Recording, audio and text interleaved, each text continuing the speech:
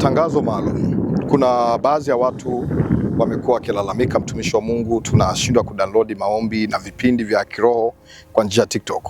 Napenda kutoa mwongozo huu na taarifa hii. Tumezuia watu kudownload vipindi moja kwa moja kwa njia ya TikTok kwa sababu zifuatazo. Sababu ya kwanza, kumekuwa na watu ambao hawana nia njema na huduma yetu ya Rehoboth Maombi ni Dawa na Maombi ni Dawa kiujumla.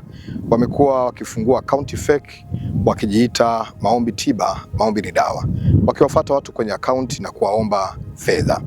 Nipende kusema hivi, huduma maombi ni dawa ni bure, sadaka ni hiari. Hatuombi watu fedha ili tuweze kutoa huduma. Huduma ni bure kabisa.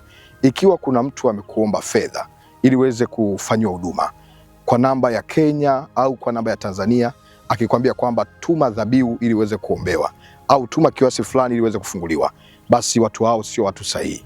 Tumeona kwa tahadhari, watu wa media na watu wa IT wametushauri ni vizuri kuzuia kwanza watu wasiweze kudownload, kwa sababu watu wabaya wamekuwa wakitumia njia hiyo kuweka vipindi na maudhui yetu kwenye akaunti ambazo zinalingana kama za kwetu, wakiweka picha mjongeo kuonyesha kama ni sisi, na wakiweka profile picha wakijinadi kwamba ni sisi, wakihitaji watu wasaidie kwa kutoa dhabihu au kutoa kiwango fulani cha fedha ili waweze kupata huduma.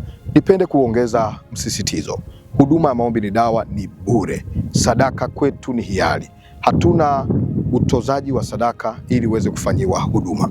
Hivyo kuna watu ambao sio sahihi wamekuwa wakiweka maudhui na picha zetu wakijifanya kuwa ni sisi. Nipende kuweka wazi sasa akaunti zetu rasmi ambazo tunazitambua.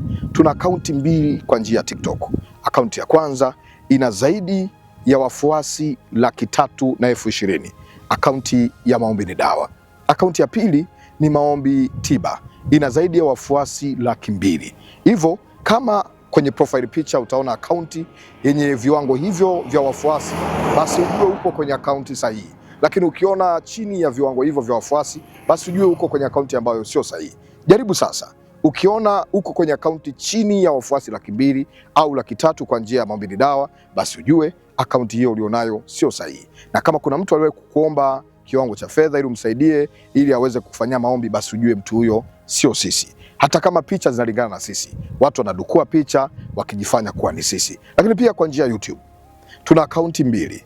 Akaunti ya kwanza ni akaunti yenye wafuasi zaidi ya 120,000, maombi ni dawa. Akaunti ya pili na zaidi ya wafuasi 10,000, maombi tiba. Kwa hiyo utaangalia akaunti hizo kama uko kwenye akaunti sahihi.